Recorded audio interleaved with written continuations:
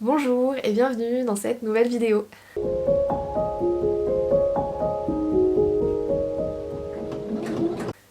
Aujourd'hui, j'ai envie de vous partager tout ce que j'ai cousu en termes de lingerie. J'ai 5 projets en tout à vous montrer et il s'agit uniquement de modèles de la marque Boudoir Français. En lingerie pour l'instant, je n'ai cousu qu'avec cette marque-ci. Boudoir Français, si jamais vous ne connaissez pas, c'est une marque qui propose des formations vidéo en ligne pour apprendre à coudre sa lingerie. Moi je me suis lancée en couture lingerie avec Boudoir Français et j'ai vraiment adoré puisque je trouve que les formations sont très complètes et vous êtes guidé de A à Z, de la découpe jusqu'à la fin du projet. Vous avez donc pour chaque projet une vidéo tuto très détaillée et en plus vous avez d'autres vidéos annexes, notamment pour vous aider à bien choisir votre matériel. Je me souviens d'une vidéo sur le cours de la brassière qui concernait les élastiques que moi j'avais trouvé très utile puisqu'au départ quand on se lance en lingerie, les élastiques je trouve que c'est vraiment une des choses où on peut être un peu perdu puisque pour une bretelle de soutien-gorge on n'utilise pas le même élastique qu'en sous-poitrine ou en bordure de culotte. Ils n'ont pas la même tension, pas la même taille et ça c'était assez bien expliqué. Voilà. J'en profite pour vous le dire aussi en début de vidéo, la créatrice Alison m'a proposé de vous partager un code promo qui vous offre moins 20% sur toute la boutique. Donc si jamais ça peut vous intéresser, je vous l'écris là à l'écran et puis je le mets aussi en barre d'infos. Et on va commencer sans plus tarder dans la présentation des modèles. Le premier modèle que j'ai envie de vous montrer, c'est un modèle de kimono. Et alors là, je sais pas pourquoi je l'ai enlevé du centre, donc je vais le remettre pour mieux vous le montrer. Voilà, il est comme ceci. Donc ce kimono-ci, c'est la dernière formation de Boudoir Français. Moi pour le réaliser, je l'ai cousu dans un ancien rideau qui est satiné, rose à fleurs. Dès que j'ai vu ce rideau, j'ai tout de suite imaginé la lingerie dedans. Je trouve que la lingerie c'est vraiment très beau avec le satin. Je trouve que ça va très bien ensemble. On a un large col ici qui va se terminer en pointe. Je vais vous montrer. Hop, la pointe. Voilà, un large col qui se termine en pointe de... Faut pas que je monte mon visage en fait. Vous avez également deux grandes poches de chaque côté. Des passants de chaque côté aussi pour pouvoir y glisser une ceinture.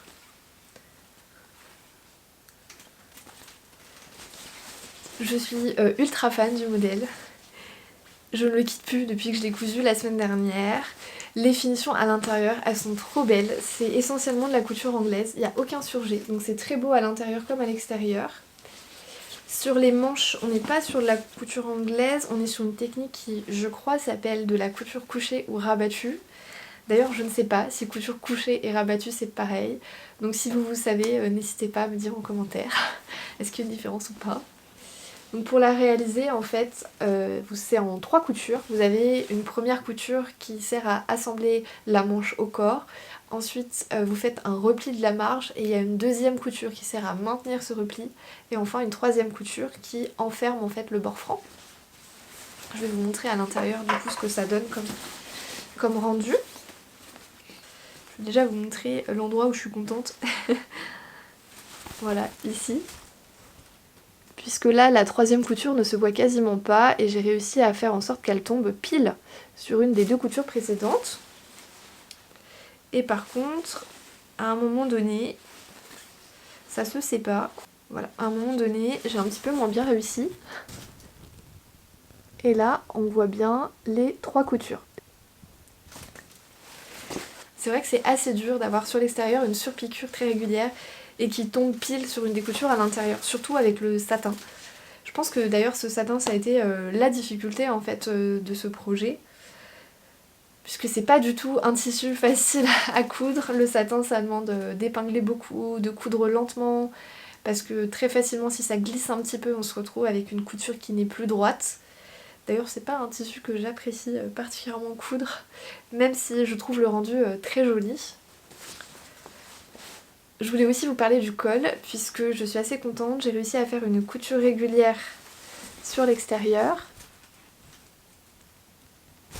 comme sur l'intérieur. Et pour ça, j'ai bâti. Moi c'est quelque chose que je fais maintenant systématiquement quand on a un empiècement comme ça qu'il faut plier, notamment au niveau des ceintures de jupe. Je bâtis toujours, puisque simplement en épinglant je n'arrive jamais à avoir quelque chose de très beau dehors comme dedans, ou en tout cas de régulier dehors comme dedans. Et le bâti, bah voilà, ça peut vraiment être la solution si comme moi, simplement en épinglant, vous n'arrivez pas à avoir un joli résultat. Et pour les jupes même, parfois je couds carrément à la main, parce que selon le modèle, j'ai pas forcément toujours envie d'une surpiqûre et je suis sûre avec le pont à la main d'avoir quelque chose de nickel à l'intérieur. C'est un projet que j'ai réalisé en un week-end. J'ai fait le plus gros de la couture le samedi et il me restait 2-3 finitions à faire le dimanche, notamment l'ourlet et quelques détails aussi sur le col.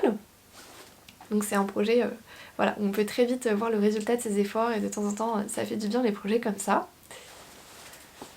Les coutures anglaises demandent forcément du temps, mais voilà, on est quand même sur un modèle pas trop long à réaliser. Au niveau de la taille, il n'y a que 2 tailles qui sont proposées vu qu'on est sur un modèle assez ample. Il y a une première taille qui va du 34 au 40 je crois, et ensuite une taille du 40 au 48.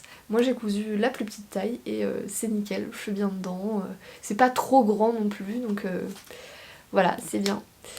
Cette formation, c'est une formation qui je pense s'adresse davantage aux débutants, mais si jamais vous cousez comme moi depuis quelques années, vous pouvez quand même y trouver votre compte. Moi j'ai appris plein de petites astuces avec la formation et notamment comme je vous l'ai dit cette couture au niveau des manches que j'avais jamais fait avant, donc voilà. Et on va passer au deuxième projet. Le deuxième projet c'est une petite culotte et c'est le tout premier projet couture lingerie que j'ai réalisé. Voilà. Le tissu en fait il vient d'un kit boudoir français, puisque au début, il y a un peu plus... En tout cas moi j'ai été abonnée il y a un peu plus d'1 an, Boudoir Français proposait des kits lingerie à recevoir chaque mois, et chaque mois vous aviez tout le nécessaire pour réaliser un projet, le tissu, la mercerie, le fil, et accès à un tuto vidéo. Moi j'avais adoré ces kits, je regrette qu'ils ne soient plus là. Notamment en plus puisque les tissus c'était des tissus de seconde main et certains tissus provenaient de rideaux, de draps, comme les tissus que moi j'adore chiner, donc c'était vraiment chouette. Cette petite culotte c'est le projet idéal pour se lancer en lingerie, c'était le tout premier kit que j'avais reçu à l'époque et l'ordre des kits était pensé pour commencer de quelque chose de facile et d'aller vers de plus en plus difficile. C'est toujours comme ça d'ailleurs sur la masterclass que propose Boudoir Français. Donc on commence par un projet très simple et on va vers un projet de plus en plus difficile, ou en tout cas qui demande de plus en plus de maîtrise et de minutie. Donc voilà. Mon seul regret avec ce projet, c'est que j'étais très impatiente et que je me suis lancée tout de suite avec le super joli tissu que j'adore, à fleurs, et que je n'ai pas fait de toile. D'ailleurs ce tissu, si j'avais pu le trouver moi-même en seconde main, je l'aurais acheté, j'aurais fait une robe dedans, ça m'aurait fait une robe d'automne trop belle je pense. Donc j'ai pas de robe d'automne mais j'ai une petite culotte d'automne et c'est chouette aussi. Et du coup si je vous parle de regret de ne pas avoir fait une toile, c'est vis-à-vis de la taille, puisque je l'ai cousue en 34 qui est ma taille habituelle, mais je manque un petit peu de confort dedans, et ça c'est vraiment dû à ce que j'aime moi avoir comme confort dans mes sous-vêtements. La culotte elle me va, il n'y a pas de souci, mais voilà, je me sens pas forcément bien dedans, et c'est vrai que dans les sous-vêtements je préfère avoir une taille au-dessus, voire même 2 tailles, et quand j'achetais des sous-vêtements, c'est d'ailleurs ce que je faisais, donc voilà, je sais pas pourquoi je l'ai pas fait sur ce projet.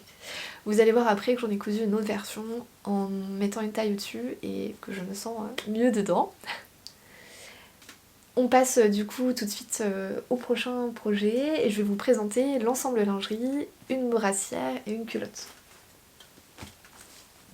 Donc je vous montre la brassière en premier, je la montre de plus près. Je l'ai réalisée dans une broderie anglaise et autour on a de la dentelle. La dentelle elle vient de chez Emmaüs et la broderie anglaise elle vient du site Joliboho. J'adore ce site, ils ont une trop belle sélection de tissus fleuris, de toute façon je vous mettrai le lien de tous les tissus qu'on peut acheter en boutique et que je vous présente dans cette vidéo. Cette broderie anglaise, c'est un coup de cœur. Je vous montre le dos, je ne vous ai pas montré le dos. Voilà, donc le dos, il est comme ça, un peu croisé. Et je crois que c'est ce que je préfère en fait sur ce modèle. Je vous montre aussi la culotte, que cette fois j'ai réalisée en 36 et qui est beaucoup mieux. Et pareil, je me dis, mais est-ce que je vous ai montré le dos tout à l'heure, puisque dans le dos vous avez un élastique qui fait un effet froncé en fait. Voilà. Je regrette pas du tout d'avoir choisi du blanc pour cet ensemble. Ça me faisait un petit peu peur au début puisque des fois le blanc vieillit mal et devient un petit peu gris. Et en prenant soin, en lavant avec de la lessive spéciale blanc et puis en lavant à la main, bah finalement le blanc est toujours aussi beau après pas mal de lavage. Je sais pas si je l'ai dit tout à l'heure, mais la culotte c'est un projet qu'on peut réaliser très rapidement, en 2 heures. Vous avez le résultat. La brassière par contre, on est sur un projet qui demande beaucoup plus de temps. Je pense d'ailleurs que j'ai passé autant de temps sur la brassière que sur le kimono que je vous ai présenté au début. Donc voilà, c'est un projet qui demande plus de temps, plus de minutie. Pas besoin de surjeteuse pour les réaliser, tout se fait à la machine et les finitions sont super jolies. Derrière, je crois que je ne l'ai pas montré, mais on a ici à l'intérieur une baleine en fait, pour vraiment que ça se tienne bien, là où est positionné l'élastique. Je peux vous montrer aussi en détail le milieu devant. Voilà. Concernant les patrons boudoir français, comme vous pouvez le constater, la plupart des patrons se réalisent en chaîne et trame. Moi c'est quelque chose que je trouve vraiment chouette, tout simplement parce que ça permet d'utiliser ces chutes de tissu. Je sais pas vous, mais moi j'ai beaucoup de chutes, et notamment de chutes de coton, de lin, et j'adore en fait ces tissus-ci. J'ai beaucoup de tissus, de chutes de tissu fleuris de mes robes, et je sais pas toujours quoi en faire, et là pour la lingerie bah ça s'y prête particulièrement puisque c'est que des petits empiècements à chaque fois. Donc voilà, en plus quand on se lance en lingerie on n'a pas forcément envie d'investir dans du tissu un peu onéreux, donc là vous utilisez vos chutes, vous prenez pas de risques et ça vous permet aussi de réutiliser des tissus que vous adorez. Et je trouve que utiliser du chaîne et trame dans la lingerie ça n'enlève pas en confort. Après j'imagine que ça dépend des gens, mais en tout cas moi je n'y perds pas en confort avec le chaîne et trame plutôt qu'avec le stretch. Après si vous aimez le stretch, Boudoir Français a quand même un patron de culotte taille haute qui lui se coud en dentelle stretch. Voilà. Pour la taille de la brassière, je me suis fiée au tableau des tailles et voilà, j'ai cousu la taille qui m'était recommandée et ça tombe nickel, donc pas de soucis là-dessus. Dans chaque formation Boudoir Français, vous avez des liens vers des boutiques pour vous procurer tout le matériel nécessaire. Et j'ai utilisé les boutiques qui étaient recommandées pour commander tout ce qui était élastique, les anneaux, les attaches, voilà.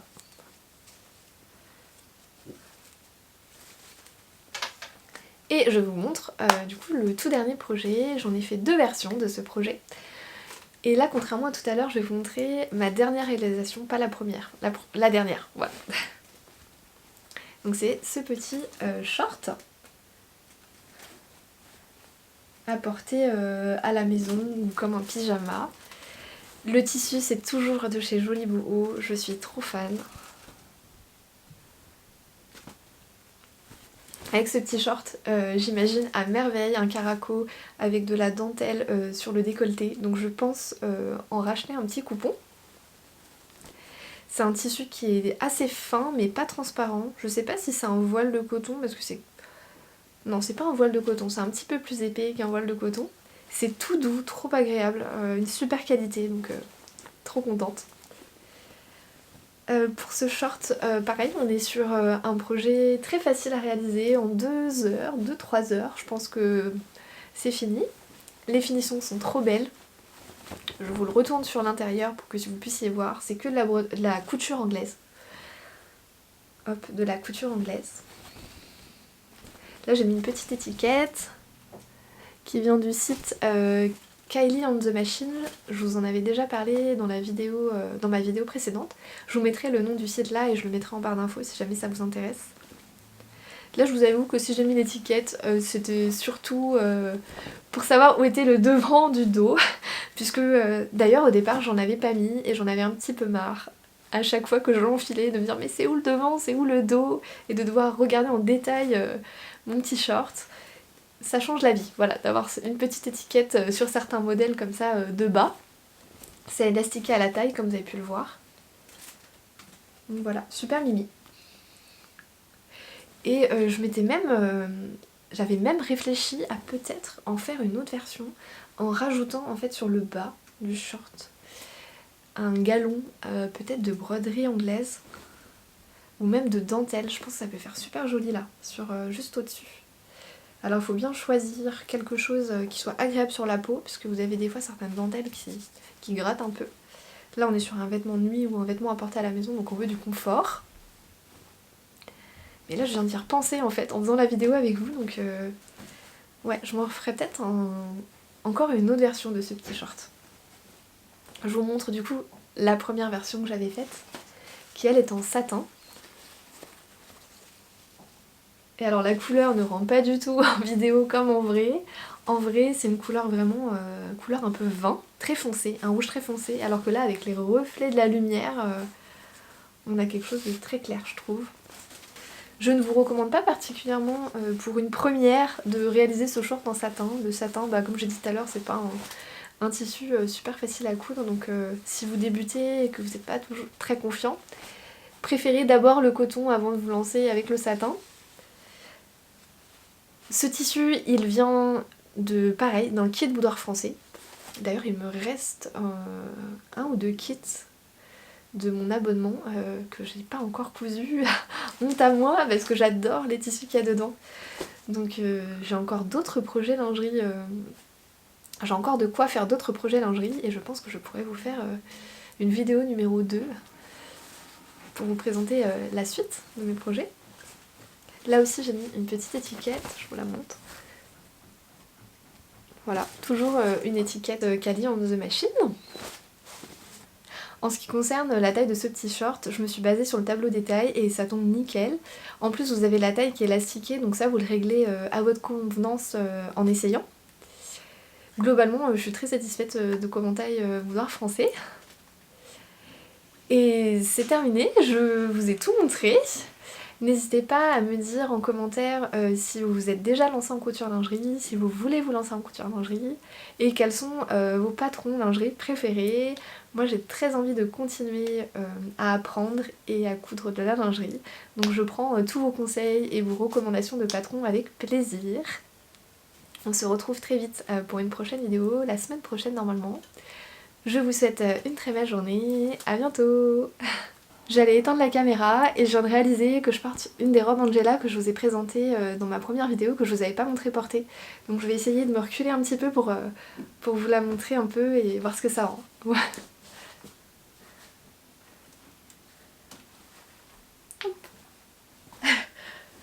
Voilà, comme ça vous l'avez vu porter en vidéo. Bye bye.